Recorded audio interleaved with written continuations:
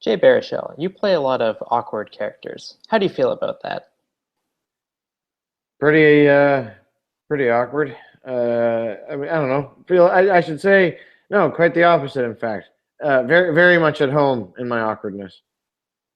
Your FXX show, Man Seeking Woman, is based on a book, but because it plays to your strengths so well, it's hard to imagine anyone else in the role. So, how did you come to be involved with the show in the role of Josh Greenberg?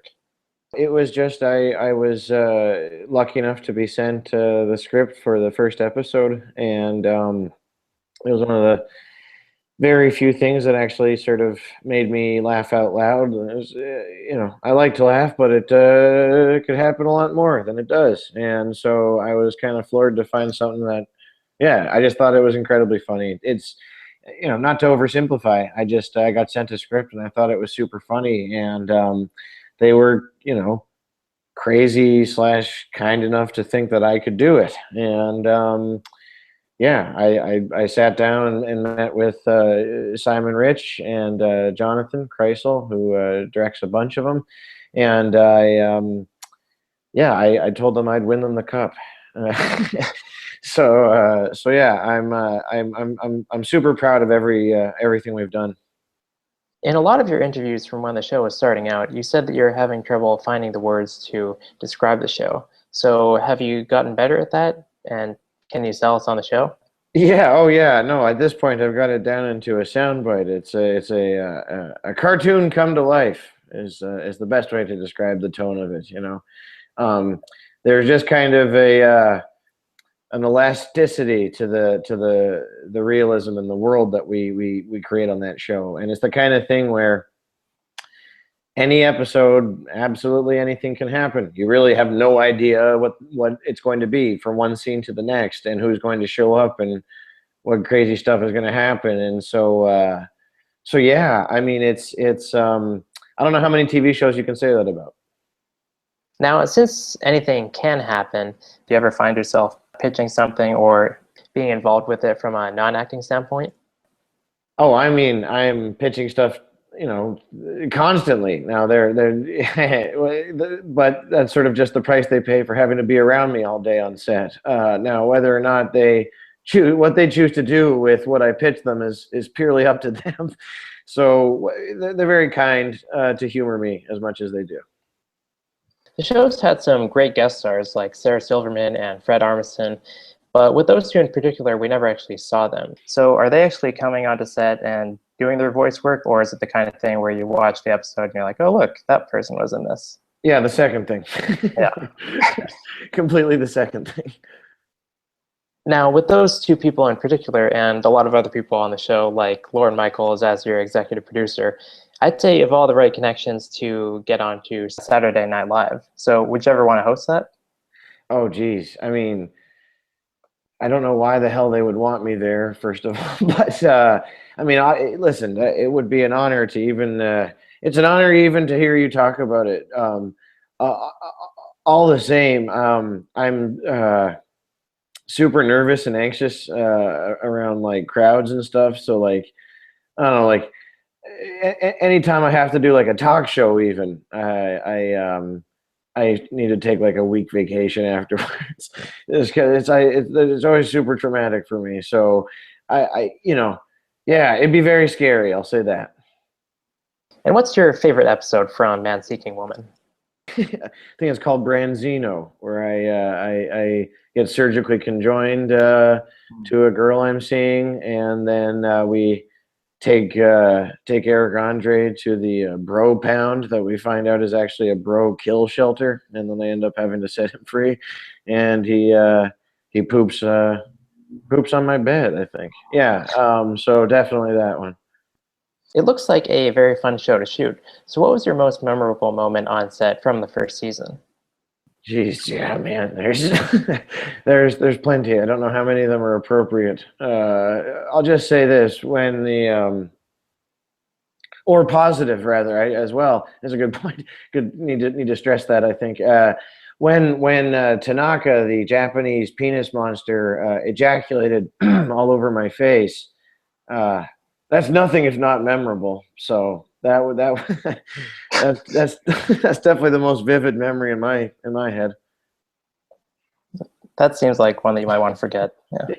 No. I whether I want to forget it or not seems irrelevant. I have no choice. This Tanaka's penis monster semen will haunt my nightmares for the rest of my life. This is my curse, I think. So tell me about Goon 2, which you're directing in your feature directorial debut, and you're even reuniting with Alicia Cuthbert from Popular Mechanics for Kids. Indeed, yeah. I'm just like so excited, man.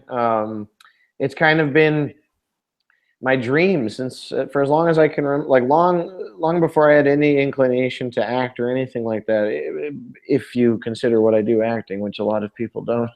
Um, uh, my ambition, my dream, my goal has been to direct, and so and there's like few things I'm prouder of in my whole life than Goon, than my contribution to Goon, you know. And so to get to finally do something I've wanted to do since I was a kid, and in the act of doing that, to get to sort of contribute to this awesome world we created with Goon, it's just like it's I wake up every day and I'm floored that I get to drive to a place where I get to watch this stuff come to life, man.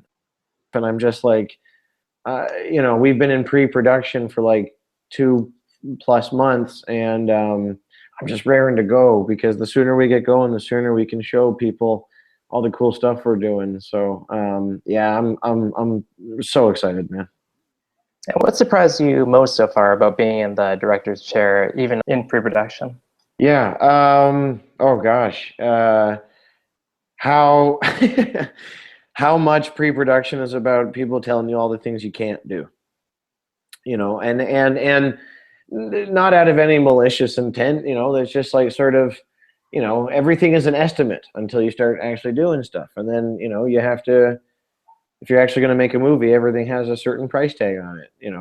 A pitcher of water, if it's featured on camera, a chair, anything, everything costs something. And so you're just constantly like, no, we can't do that. No, it's too expensive. No, okay, you're going to, it's all that kind of stuff, which I assumed it was like that, but it just to be with, part of it, but I realized that that's the fun part, is to do awesome stuff in spite of all, so I suppose pre-production, it seems, is all the stuff you can't do.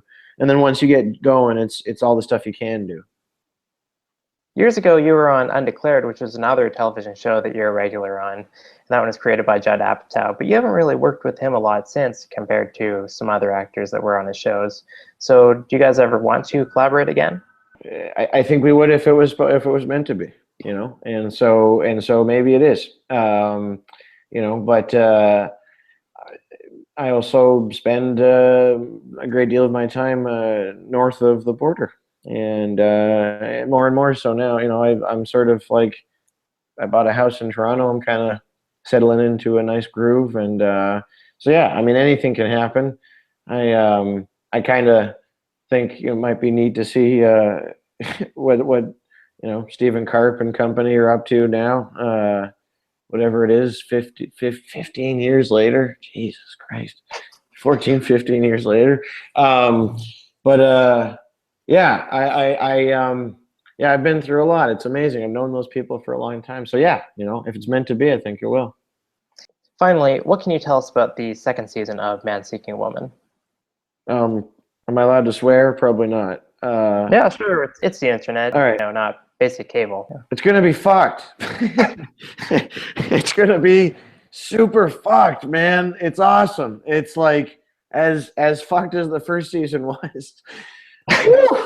Like if we do half the stuff that we've been planning, or I should say they've been planning, that they've let me know. Yeah, it's gonna go crazy. It's gonna be super, super weird. It's it's gonna be a very weird one. And I'm saying that even knowing what the first season was like.